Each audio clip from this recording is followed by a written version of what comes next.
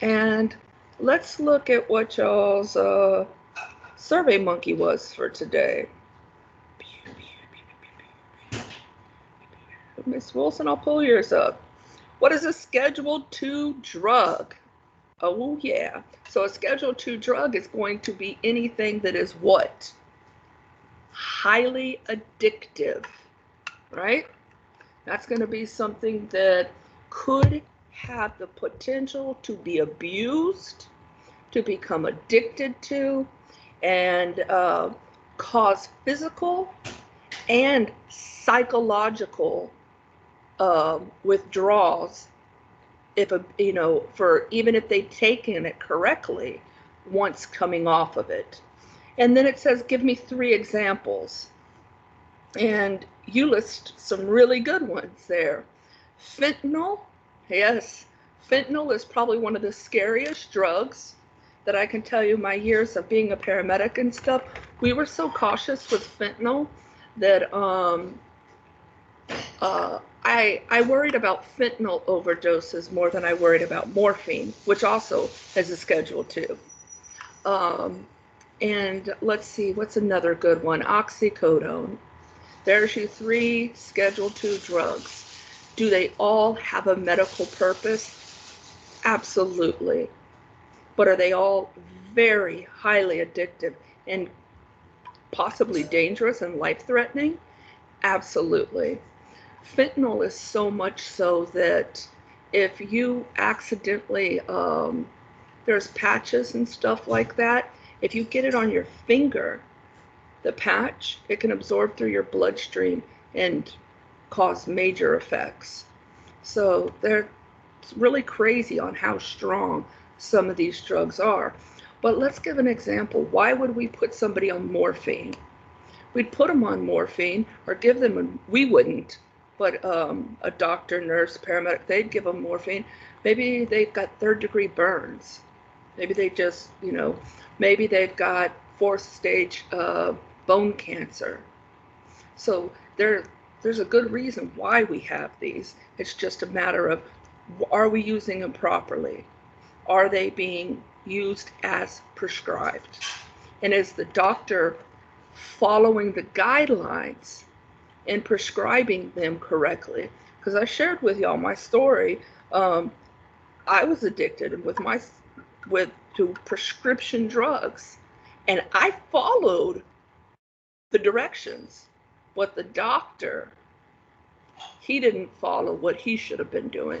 He just kept giving me more and more and more. And that's where the problem comes in. So we have to be very cautious. And I'm gonna share screen here.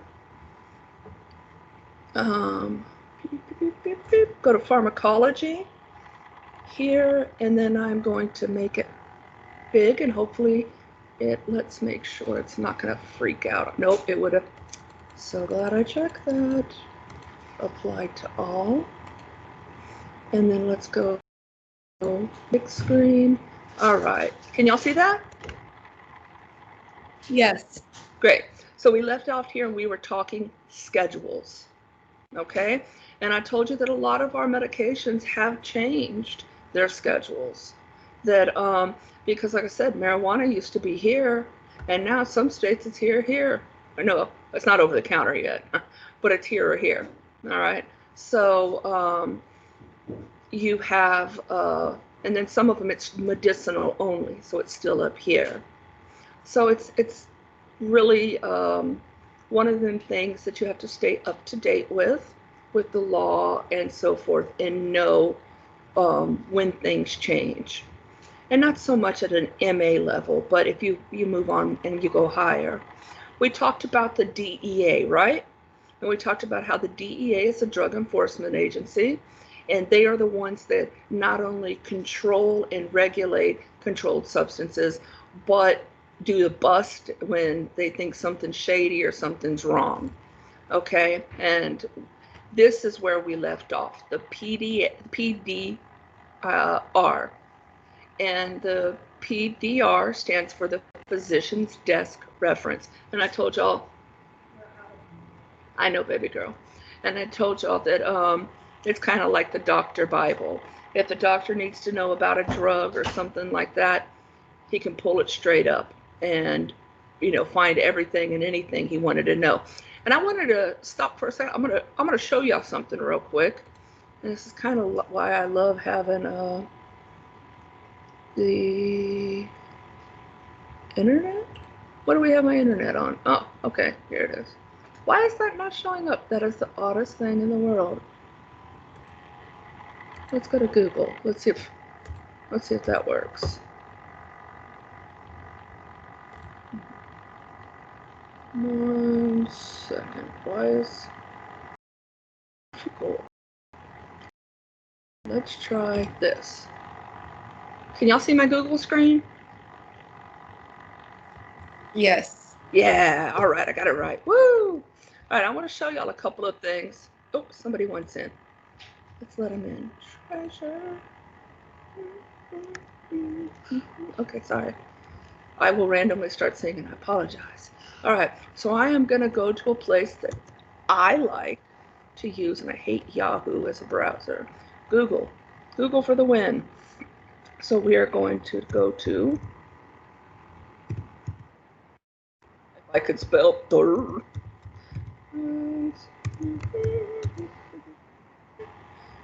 it's actually called drugs.com. And actually, it's amazing. When y'all go to do your projects, and let's talk about our projects real quick, because that's something that everybody usually is like, I have no idea what you want me to do, lady. And well, what I'm going to have you do is we're going to learn about classifications. And I was kind of throwing some classifications at y'all last lecture. I said an antipyretic. Anybody remember what that does?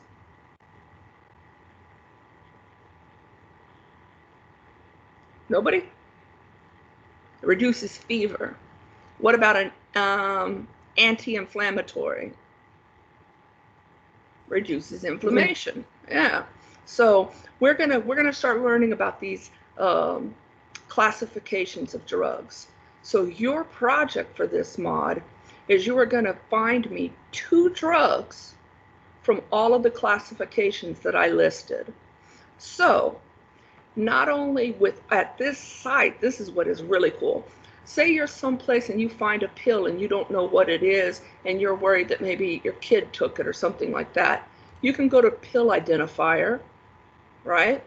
You have to accept their terms, and then you tell them exactly what is in there. And say if I put, oh my, let me think, I can think of something.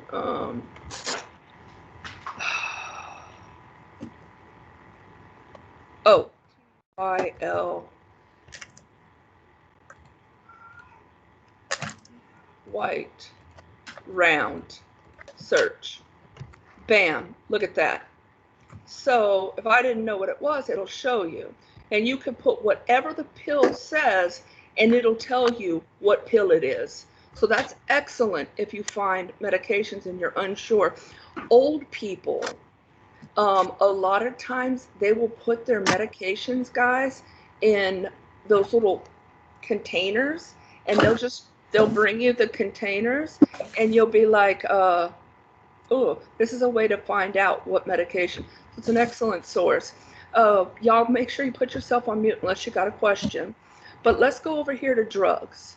So let's go find my drug index. So you can either look at the drug by alphabetically. You can go by side effects. But look at this. Classes. So I am giving y'all basically a cheat sheet. I am making this as easy for you as possible. So let's go to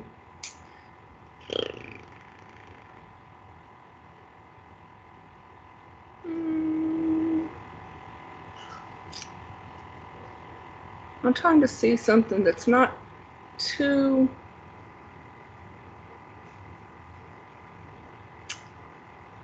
let's go to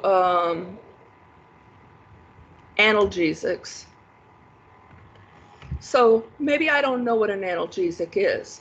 not only is it going to tell you what it is, relieves pain, it's going to then give you the types of analgesics. Now, I do not expect you to memorize all the types. We are not pharmacists. But say, let's see, we're trying to look at something. What could be a good analgesic if you had migraines? So we're going to click this. Aha. And we see all of these different medications here for migraines. They don't have my daughter's on here. I was looking for it, but I do know Imitrex. I'd taken this before. So I'm going to click on Imitrex. And not only what this does is this is telling us this is Imitrex stat. What does the word stat mean? Right away. Right away. Get on it and do it now. So if somebody's having a migraine and they're having the beginning of the symptoms, this drug is actually a drug, if I remember correctly, that is placed sublingually under the tongue, and it actually dissolves and gets into the bloodstream very quick. And what it does, it even tells you its overview, right, of how it works. How should I start? It's amazing. If you miss, overdose, and then side effects. What are the side effects, right? And then what other drugs should I not take if I'm taking this?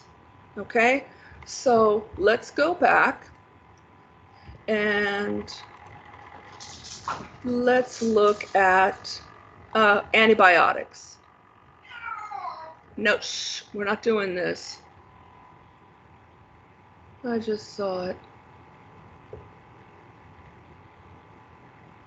I know I just saw it. Or maybe I didn't.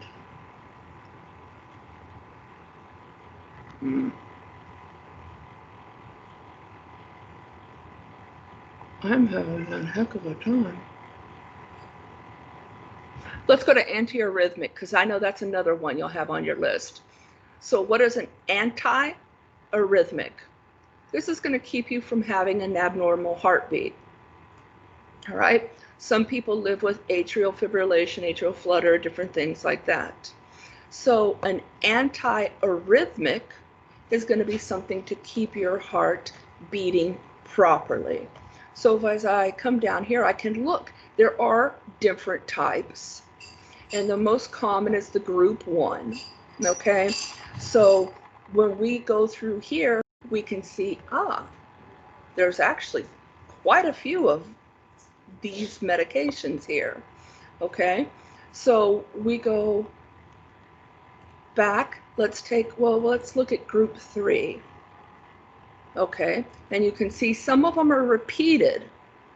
This one right here is one I am very familiar with, and as a paramedic we used quite often. And it even has a big old warning on it. This medicine is only used to treat abnormal heartbeats that may be deadly. So as a paramedic, yeah, I treated deadly things. So it's letting you know, hey, provider, don't just prescribe this to anybody, right? And it's what is its uses? What should you do? What do you need to know? So this site, I want y'all to take advantage of it. It's really excellent. And I'm not going to spend any more time on it, but what I am going to do is I am going to I'm going to post it here for you. Okay? And then that way y'all can have it. All right, so the physician's desk reference is like that, but in a book form. And you can see why having something online would be so much streamlined and easier. And it really is. My brother-in-law's a doctor over at the VA here in Orlando, and he actually, they can't have phones on the floor, but he is a tech nerd, and he's got a Apple Watch, and he can have his watch. He has his PDR on his watch, and so whenever he's got a question, he uses it. So the technology is just amazing with what we have nowadays. So they're able to. This is the old-fashioned, massive book. And does anybody remember I said how often is it updated?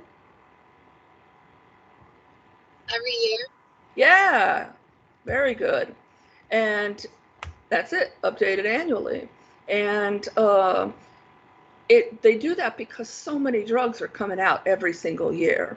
And it's divided. This is something that you may see on test questions. They're going to ask you about the color to what it represents.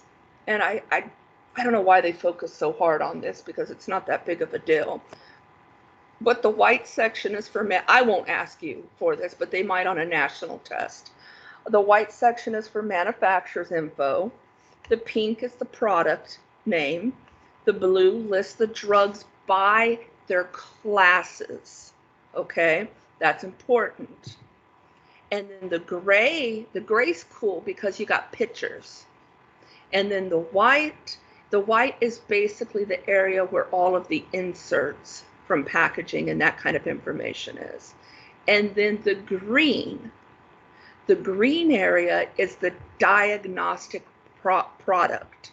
So what is it, the treatments that it's used for. Okay, so it's divided into those sections. All right, but nowadays, like I said, most things are electronic. And have y'all already done your EHR, your electronic health records? I learned about it with Miss Rodriguez, but we never got to actually try the system. Okay. Let me see if I can work on that, okay? Because y'all should have, I'd like you to have some hands-on experience with EHR, because almost every single office that you go to nowadays is going to be electronic. Could you possibly still find some doctor's offices that use paper charts? Yeah, but that's almost a thing of the past. Really, people just aren't doing that anymore. So we do need to be familiar with not only entering information into a patient's chart, but looking up information, sending a patient's, let's say you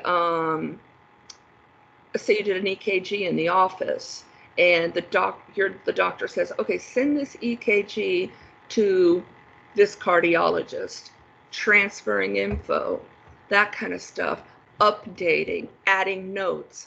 So like I said, I'll try to get the information so that we can get y'all on and get a little practice with that. But nowadays, in the era that we live in, almost everything's done electronically, even prescriptions.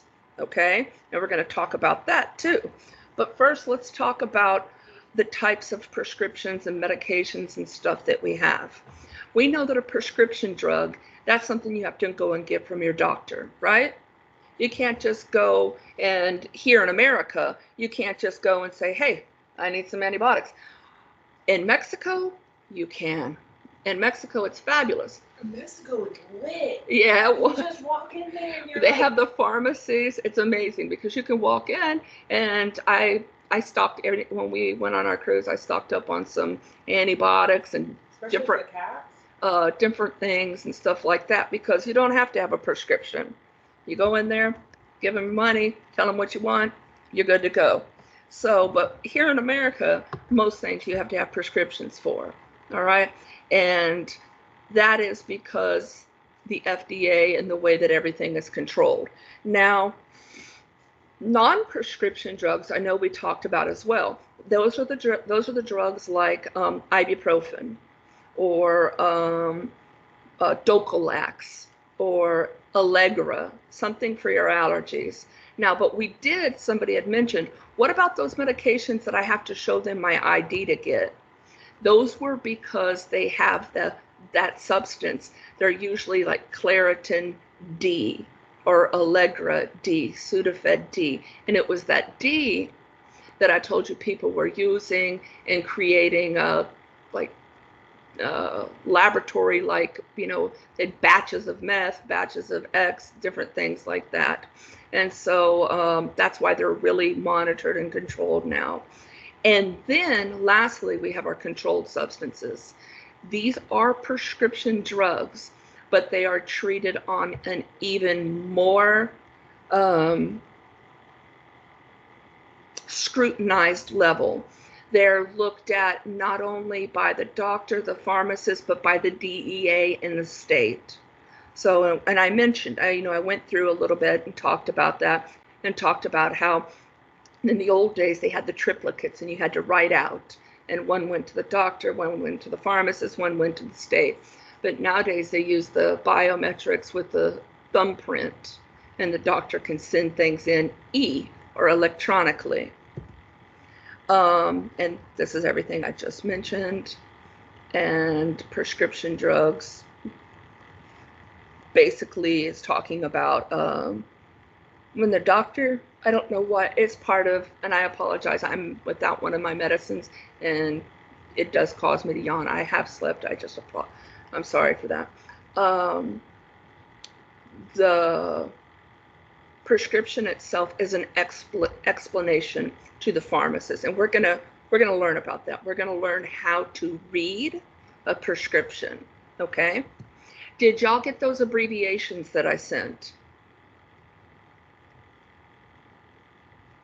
The pharmacology abbreviations.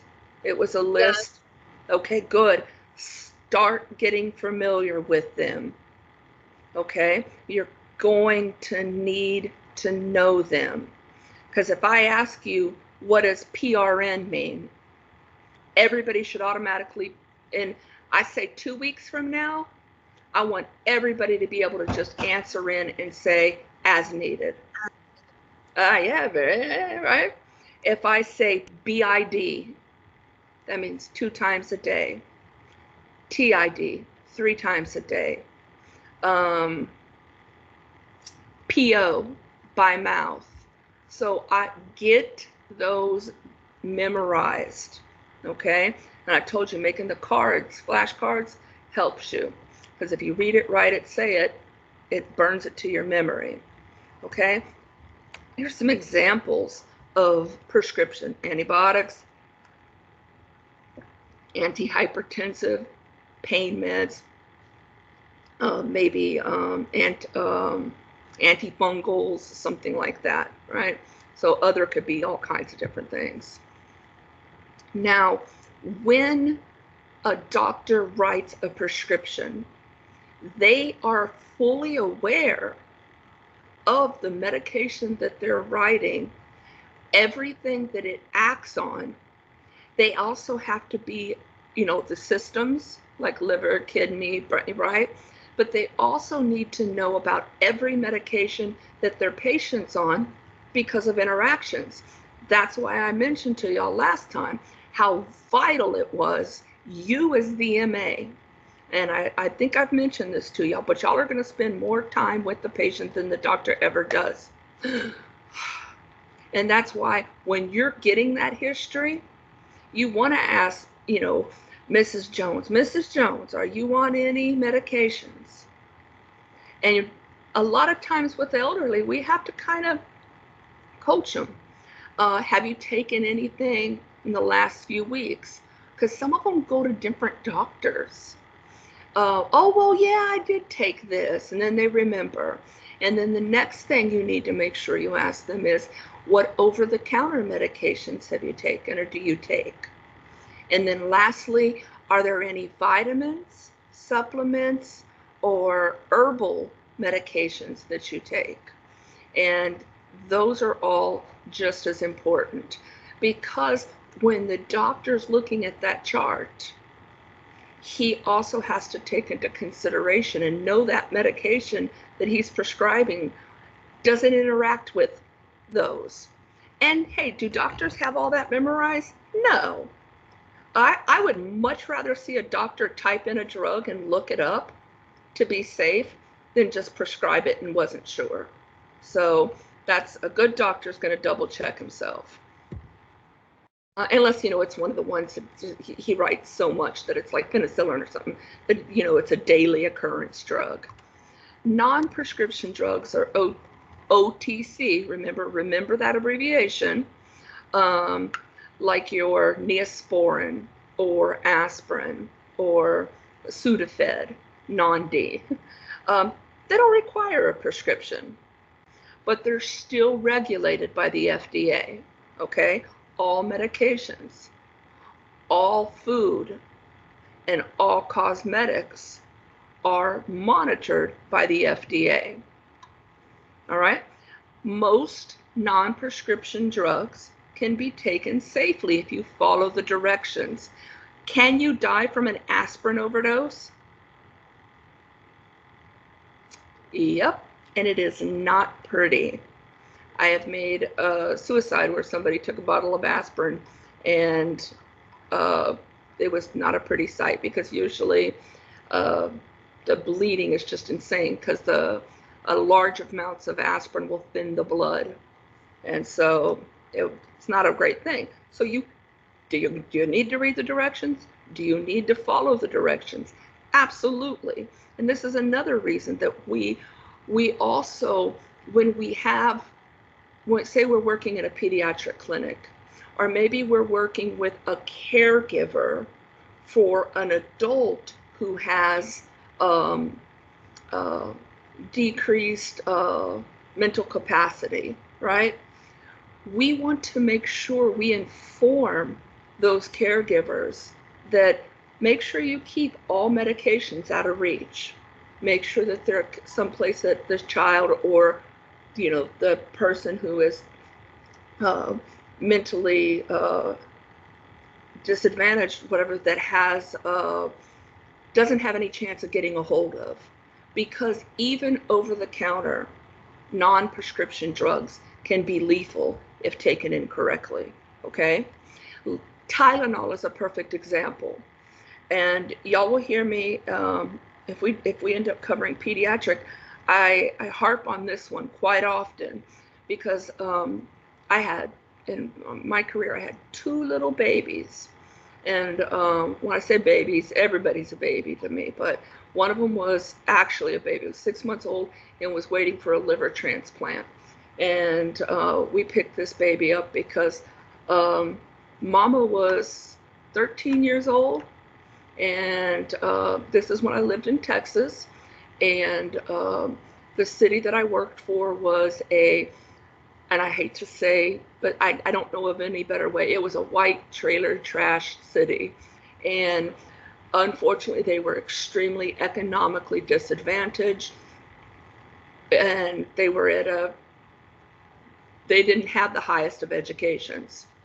And she didn't know, and she had a baby, and I guess she was in her trailer, called 911 because her baby wasn't acting right.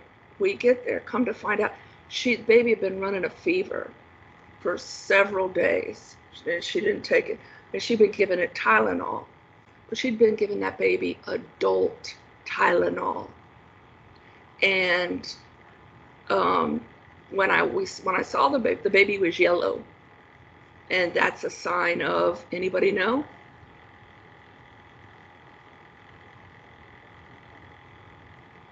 Is it jaundice? Yes, it is. Who said that? Sam. All right, y'all roll. Somebody grab the butter. That's it. It's jaundice, and she had basically ruined her daughter's liver, and she ended up needing a transplant. And I never know if she got one or not. But then I knew another patient, and it was a 2-3-year-old also that had liver damage because of the wrong dosing of Tylenol or acetaminophen, right? You have to be cautious. You have to be careful when you're talking about medications, especially when you're talking about babies, okay? And y'all hear me harp about that when we talk pediatrics. And then this is talking about the supplements and the vitamins, like I was telling you. They are just as important. Because I'll give you another example. I know I used the other day St. John's wort, and it affects moods. Doctor puts you on SSRI that makes your moods better. You might actually go into a state of mania and run around, start spending all your money and stripping off your clothes and running around the mall or something. Not the best. So it's important. Now, another example is I am on supplements and I am pre-diabetic, but I control it with diet and supplements. And 3 of my supplements, the side effect is low blood sugar, which is great for me because it keeps my blood sugar under control. Now, what if I went in and I didn't tell my doctor whatsoever about that, and they put me on a medication like metformin? Metformin is a pill that you can take that decreases blood sugar. So if they put me on that, I could end up going into some type of hypoglycemic shock, okay? Where diabetic shock, low, right? And that would be horrible. That's why I'm stressing to you, herbs and supplements are important. All right, and this is, once again, this is a nice little picture. This is in your book. This is schedules. This is a great, as a matter of fact, I'm going to save this. You're not going to let me save you? I'll save you. Hold on one second. Okay, I'll do it later. So, schedule 1s, giving you all of these. This said marijuana. I took it off. And then schedule 2s. There was a couple on here that I removed too because they're not in circulation anymore. Schedule 3s. And then look at this, schedule 4. Now here's where you're going to hear me complain, because as a paramedic, I'm the one that runs all the 911 calls, and this drug right here cost me more hell than marijuana ever did, ever. And when I tell you that, I'm serious. This drug, I had so many people in the 90s and early that were just barred out and completely. This drug, I feel, belongs up here. But I don't make these rules. But talk to anybody that works medical, they'll tell you this belongs up here. The same thing with like Valium. I don't think Valium should be a Schedule 4. It should be up here. Ativan should be up here. But once again, I don't make those rules. But these also, they say low, but I'm telling you, you start mixing these medications with alcohol and other things, you've got a deadly combination. And I mean really deadly, okay? I like to think of my Schedule 3s as how I remember them is they're my steroids, okay? My Schedule 2s are my heavy hitter controlled substances. My 4s, I like to think of them as our night-night relaxation schedules. They're the ones that make everything kind of loose and relaxed. And then my 5s, a lot of times, your Robitussin, and now you see the CBD, I updated that. And the marijuana for legal uses and stuff like that. And then right here, the over-the-counter. You'll see alcohol. I can tell you, personal experience, this has caused more deaths, more beaten faces, abused children, wives, and traffic accidents and horrible things that nobody should want to ever have to experience than any of these combined. But you see, this is legal. And that's my 2 cents for the day. We've already gone over this. You can go back, take a look. We already talked about controlled. And so I'm gonna pop over these. And this is giving you more examples. And Schedule 3, like I said, I like to think of them as my steroids. And then my sleepy relaxation schedule, that's my 4s. My 5s are a lot of cough suppressants and stuff. And then my over-the-counters. But now let's talk about something that's going to play a part in your medical assisting every single day. At one point in time, you hope that you get with the doctor and that you develop a good rapport, and you are allowed to be somebody that is in charge, because that means, hey, more money, right? And somebody who is in charge is also going to be somebody who does supply checks, who orders supplies, who checks logs, who checks expiration dates and stuff like that. Now, have I seen clinics where you go and everybody does that? Yep, I absolutely have. So this is why this is here, because it may be part of your daily responsibility to watch the controlled substance log. And you're like, well, what the heck is that? Well, it has to be, as of the last time I checked, maybe a year or two ago, it has to be paper documented. So if the DEA, FDA, somebody comes in and asks you for your controlled substance log, you can immediately know where it's at. This should always be kept out of the reach of patients, and it should never be something that gets damaged or gets white out. Never. Ms. Rodriguez went over all of the no-nos when you're talking about documentation, right? Never use whiteout, never use a colored pen, nothing but blue or black. Never scribble or scratch. She talked about that.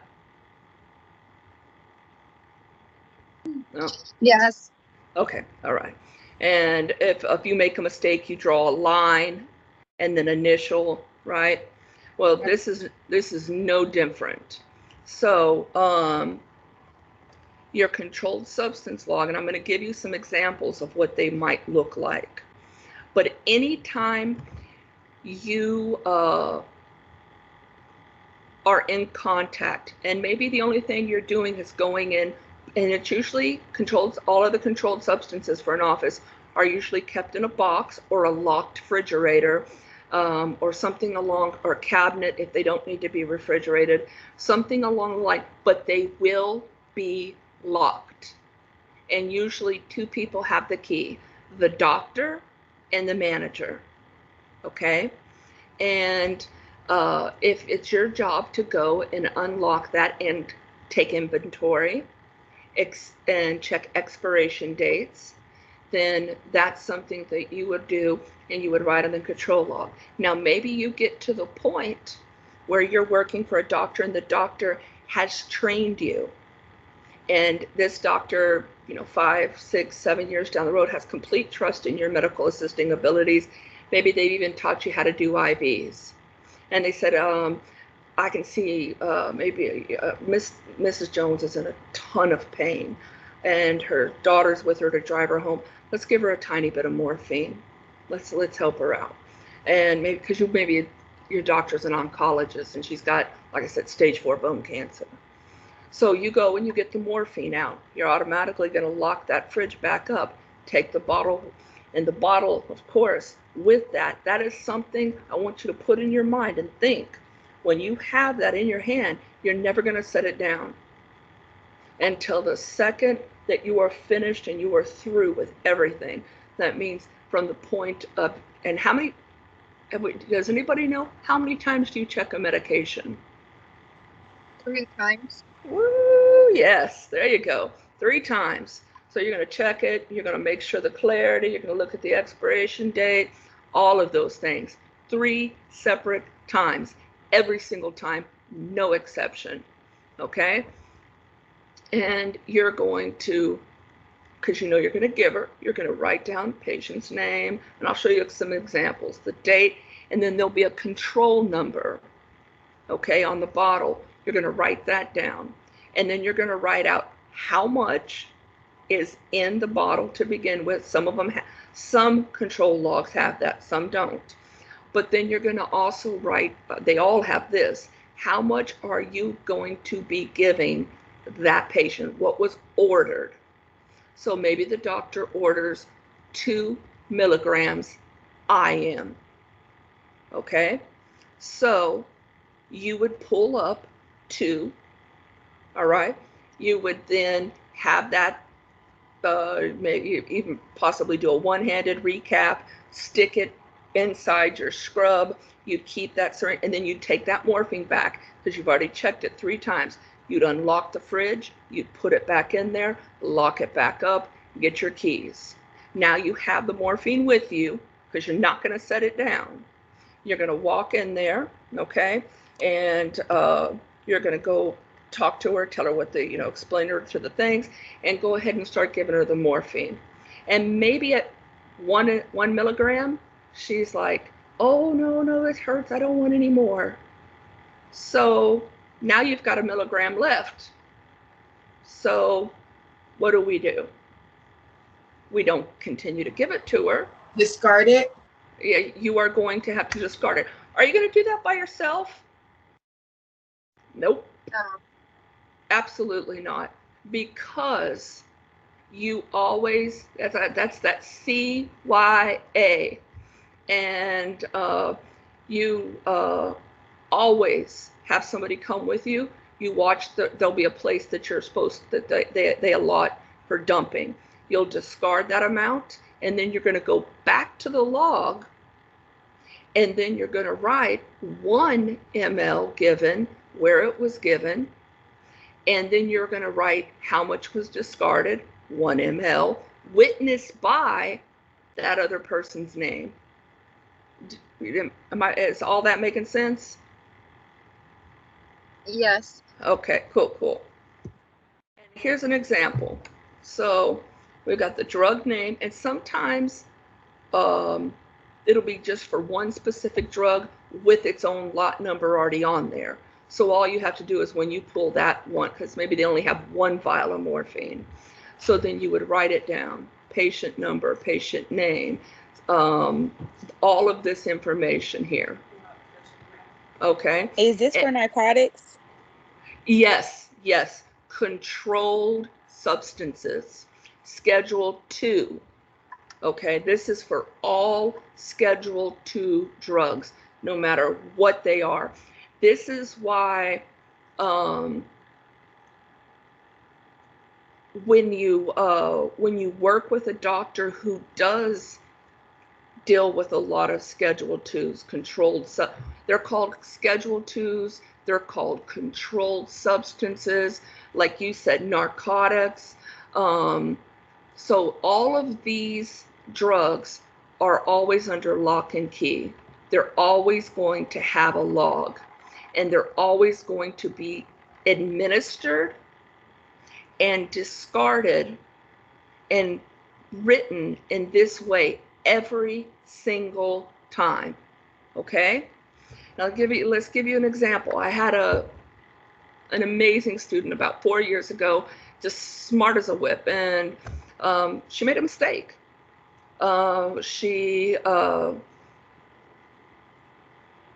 did everything she was supposed to do. She was giving a controlled substance, and she had a part that was not used, and she discarded it like she was supposed to. She had her witness, but they never came back. They never put the name, and that person was the person who witnessed it was fired.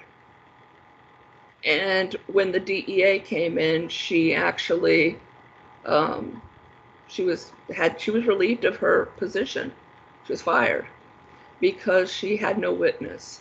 So when I tell y'all this is some serious stuff, this is some serious stuff, okay? And this is things, and notes would be who would witness it. Witnessed by Ashley Miller on, and then their initial signature and the date. If you had to dispose or waste it, okay? Guys, this is like really serious, okay? And I can't stress that enough. Let me see what time we're running. We're already at an hour. Good Lord. I'm gonna go ahead and we're not at 1 yet though. Okay. This is more information of what I covered, but here's something new. That log has to be kept for 2 years. It has to be available for the DEA at any time of the day, evening, night, whatever. Now, a lot of doctors are scanning their logs and having a computer backup version, like a PDF, and that is completely okay. But they have to keep their paper copies. Here's something else with controlled or narcotics, Schedule II, they're all the same. You have to, we know the doctor has to have a license and a number to have them. But they also, when it's time for the doctor to renew this, there's a special form. It's called the DEA 224. And the doctor might tell you, hey, go online, print that out for me. I need one of those. And he has to do his renewal every 3 years using that form. Okay? It's not like, oh, they get a DEA number and then they're just good to go forever. They have to, wouldn't believe how many things. I thought I knew a lot, and then now having a sister-in-law who's a pediatrician here and a brother-in-law who's a doctor, I really see there is so much paperwork and there's so many hidden costs you never know about that the doctor's paying for. This is a couple of $1,000s right here every 3 years. So there's lots of money, and their jobs normally don't pay for that. So there's lots of money behind being a doctor. This is something that is very helpful, that you can look and if you have medications at home or in a loved one's house, next time you can take a look at that. If it is a controlled substance, you will see usually, and it's going to be on all the bottles, you're going to see a big C with the Schedule II in it, right? Now this one is a schedule, right? Class 3. And that's Tylenol with codeine, so Tylenol 3. All right. This we see is the Vicodin would be a 2. For some reason they don't have this here, but the diazepam, this is a Schedule 4. So we see these, and this is just another way to kind of allow us to make sure we know where we're putting drugs. So say we get a big shipment of medication come in, and well, where does this go? Where does that go? If we see anything with that 2, we know it's going under lock and key, okay? Inventory we talked about. And like I said, that's something that you have to be familiar with. If that ever becomes one of your responsibilities, that you are trained properly, and that you are fully aware of how everything is supposed to be done, and that there's only so much I can tell you, because I can give you the rules, but every office is going to do things a slightly different manner and way. But as long as you follow those rules with the control log and the keeping it locked, keeping it out of patient, you're good, okay? The medication logbook, that's that controlled substance log.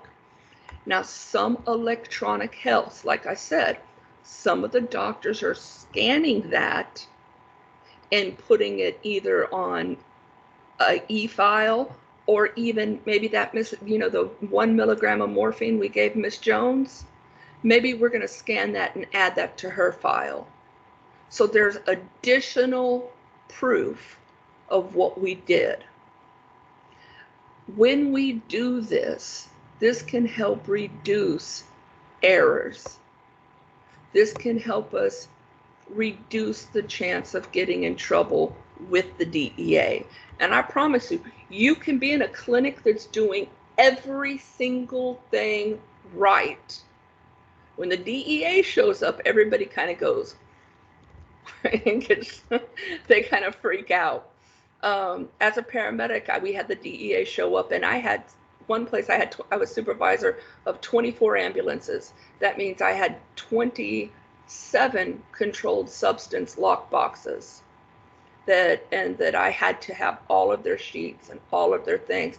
It's a lot of work. And even though I knew with my OCD, I kept all my I's dotted and my T's crossed, I always still, anytime they'd come around. So inventory and review of this is something that should be done at least once a month. And supplies and stuff, so you know if you're running low, you know if something's about to expire, okay? Now, let's talk about when a controlled substance expires. If it expires, are we just going to take it and toss it in the trash? No. No. And are we going to do any type of disposal of this by ourselves? No. So here's what I suggest, and here's what I've always done. Anytime, if it was just a vial, I'd have a couple people come and watch me dump the expired dosage and write it in the log. Now, if I had multiple vials, and sometimes that happened, there were times I had, a medication that I just didn't give a lot, and I had a few of them expire, and it was time to make a big dump. I always called the DEA and let them know, hey, this is so-and-so at blah, blah, blah, and I have a large substance disposal that I need to do.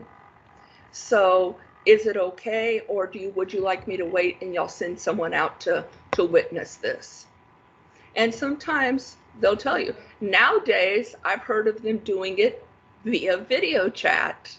So it's kind of cool.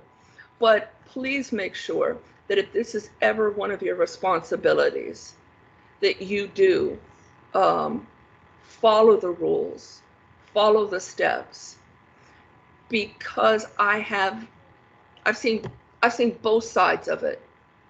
I had a paramedic that I had to fire because he was taking the expired ones, saying he was dumping them, and actually storing them, selling it.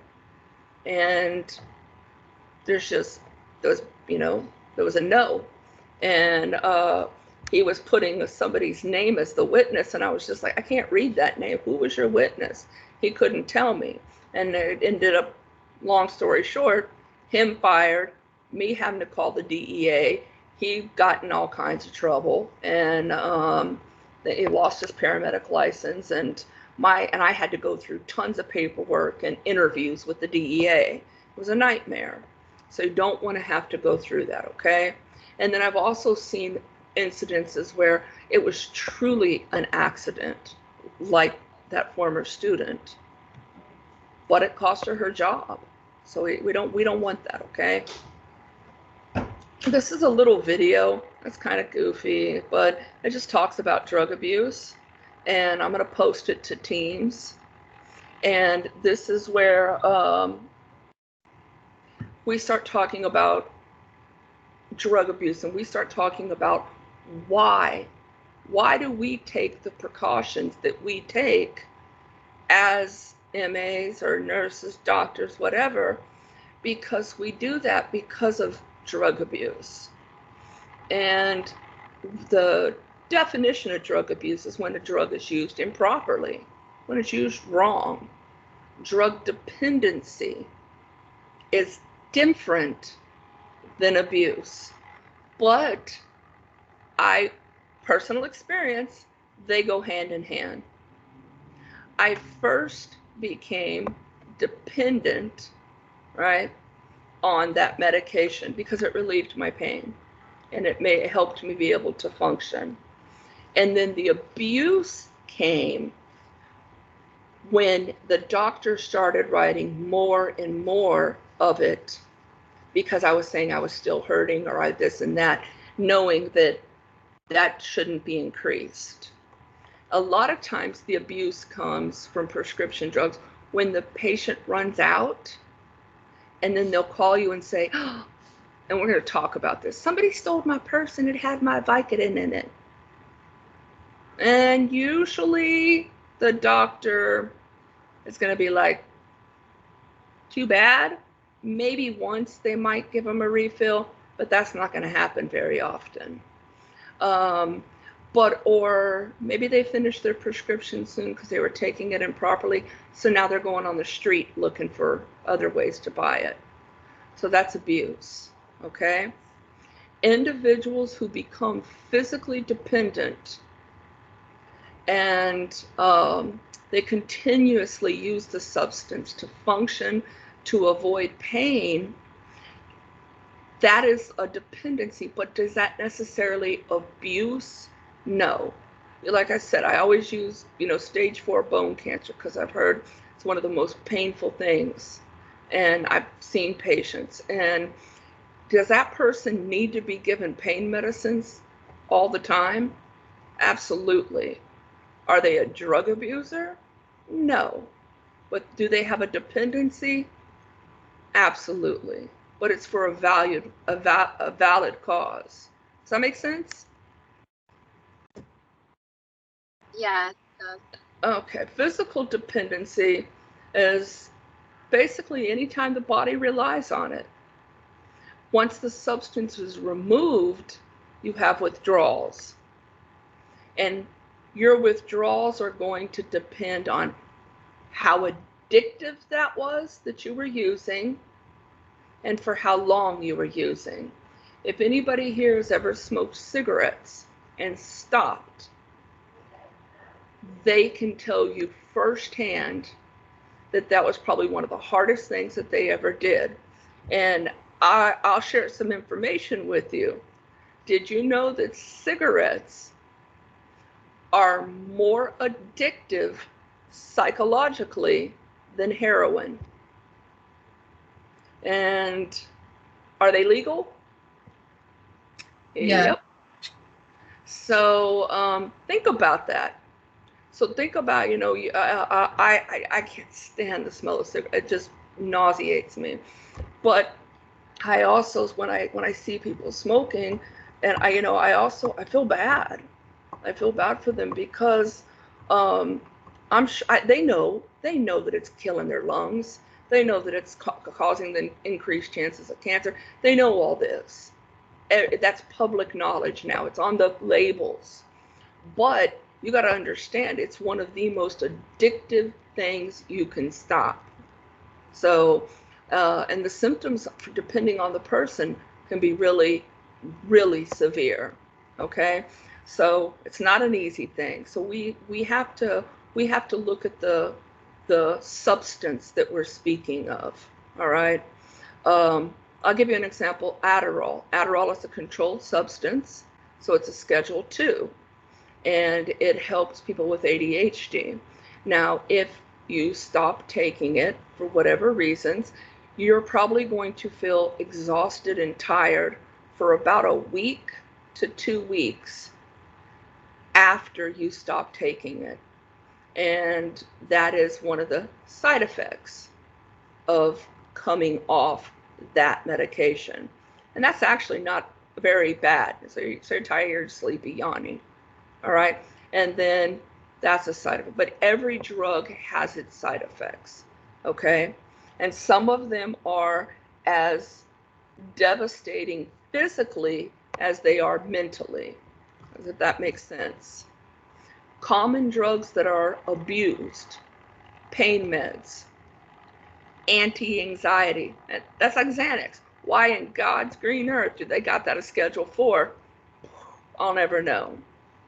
Antidepressants are little happy pills. Sedatives, they make you sleepy. And of course, illegal drugs. But in the United States of America, this is the most common abused now. And this is, we've become the pain pill nation. Everybody and their mama, and that's why FDA has cracked down so much. How do you identify if somebody's abusing? Well, first thing, if you think somebody's abusing, are you going to go to them and go, Miss Jones, are you strung out on? No, you're not. But what you would do is, if you think it, you're going to report it to the doc and say, hey, doc, I don't know, I've just noticed that she's called a couple of times now needing an early prescription. She's, not her same behavior, maybe different things like that. And then so what the doctor will do is he'll have you check around pharmacies to see if they're obtaining that drug from other doctors, because people a lot of times aren't real bright. They'll continue using the same pharmacy. But nowadays, pharmacies are putting a stop to it too. In the past, the pharmacies would just fill it. They didn't give two whatever that the patient was coming in with 6 different, Vicodin prescriptions. They just kept filling it. But nowadays, the pharmacies are cracking down on that as well. Step 3 is how do you identify that? Like I said, somebody who calls for refills sooner than what they're done before they're supposed to. Somebody that keeps coming into the office. Somebody that always has an excuse, that, oh, my purse was stolen, or oh, this happened, or I dropped them and they fell in the toilet, or just all kinds of excuses. We have to be cautious. This is why we keep our medications locked. This is why needles and syringes and prescription pads, they all stay out of the reach of our patients. And in the old days, you'd walk into a doctor's office and open a drawer and there'd be syringes and tourniquets and alcohol and all kinds of stuff in there. Not anymore. Nowadays, we keep everything at a bare minimum because of the issue with abuse and stuff. So I don't want to get into that. We're going to stop here for the day. But another thing I'll tell you real quick, how you can spot a patient who is abusing, their mannerisms different. A lot of times they may seem just almost a little too happy, or maybe they come in and they're really mean. They're not their normal self, their behavior. Maybe they're not clean. Maybe they're dirty. They don't look, or just different things that tip you off that say, this is not the Miss Jones I know. And like I said, we don't confront our patients, but we do make our doctors aware of that situation. And let me get real quick, a roll. Download attendance. Okay. And then, do I have any questions? Anybody have anything they wanted to ask or mention, or, oh, wait, yes, that's what I wanted to do real quick. Proud of myself. Let me show y'all my Google again. That's not it. Can y'all see my Google? Mydrugs.com? Yes. Yes. Okay. All right. So I already showed y'all my Kahoot and all that. Let me go and pull up one of my superstar pupils back from Texas.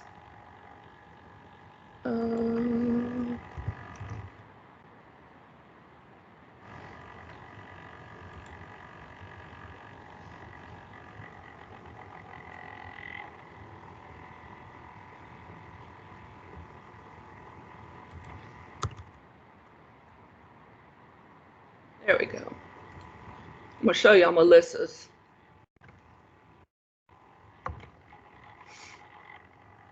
And when she presented it, it was animated.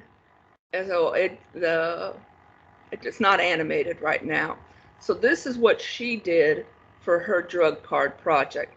Now I have added more drugs to that the list since then, because honestly, I've had students come back and say, Ms. Galf, and I love input. I love when my students come back and tell me, hey, teach more about this, focus on that.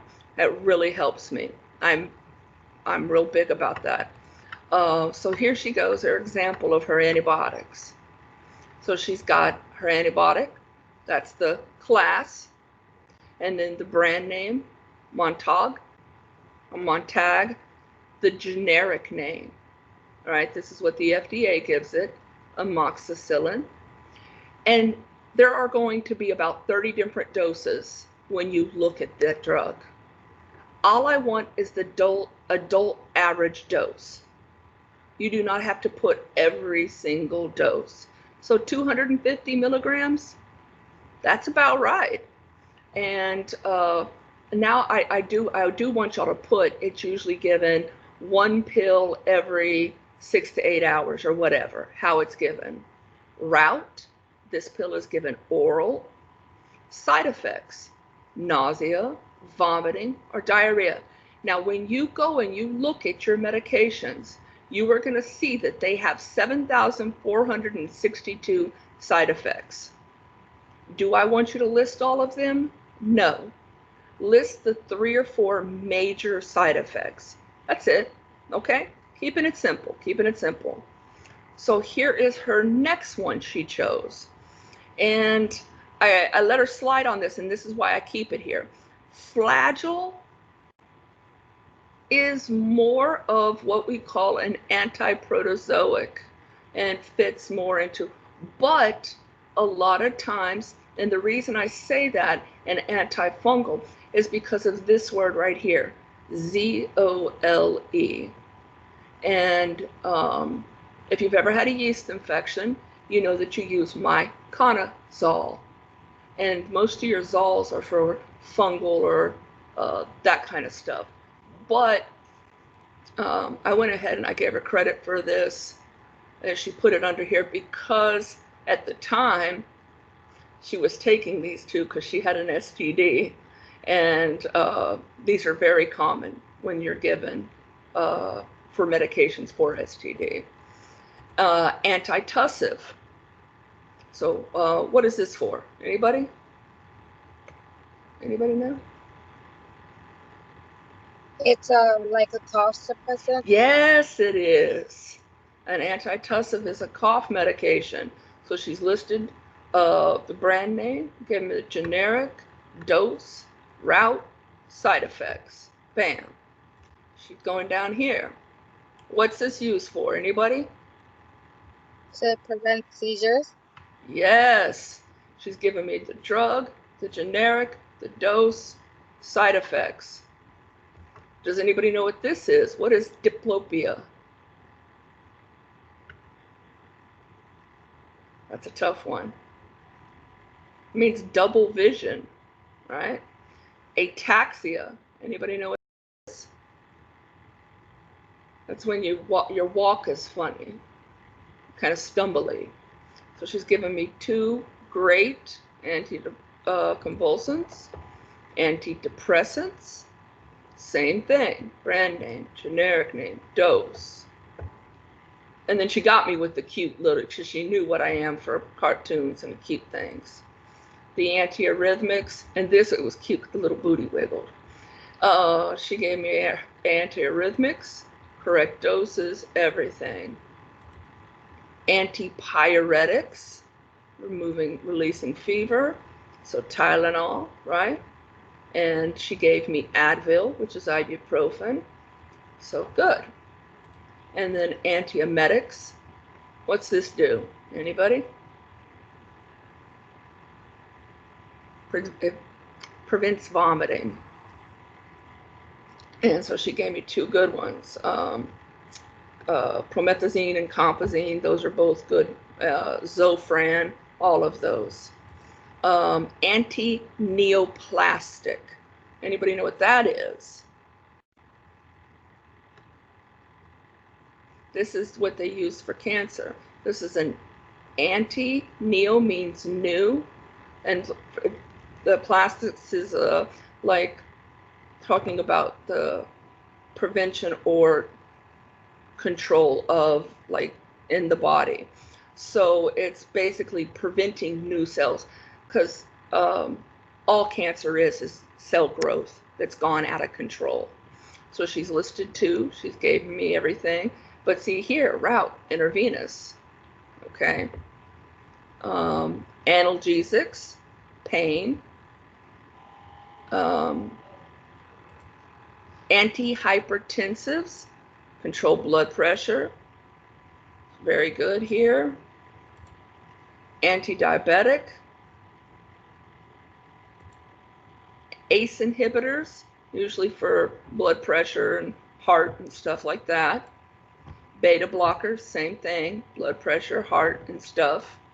Hormones, exactly what they say. And there's all kinds of reasons people are on hormones. Sometimes for hormone imbalances, sometimes for disorders, sometimes for like menopause. So lipid controlling drugs. And that would be your, now this is before I changed it. I think for y'all it's listed as statins. And statin is what lowers blood, your cholesterol. Okay. I believe you still have it as lipid controlling drug. I do? Okay. Yeah. Okay. I hadn't changed it. But I want you to know that that is a statin. And then a narcotic. And that's all I used to make them give. Y'all can see I've added a few. But this is an example. So you can put something here up together like this. You can do note cards. You can do paper. You could do, I've seen some amazing projects. But what I'm going to tell you is, you see that this took her time. You see, she didn't just wait till the last minute and throw this together. She put time and effort into looking these up, making sure that everything was correct, and that she got, you know, a good, I like the fact that she picked unusual ones, because these are not, well, oxycodone it is, but when she did these, and like her analgesic, these are good. These are not really common ones. So I liked that. I like that she went and took that extra effort. When I'm grading this, guys, well, I don't have a test for y'all. This is your test. And I can't stress to you enough that this is what you're going to get 2 massive test grades on.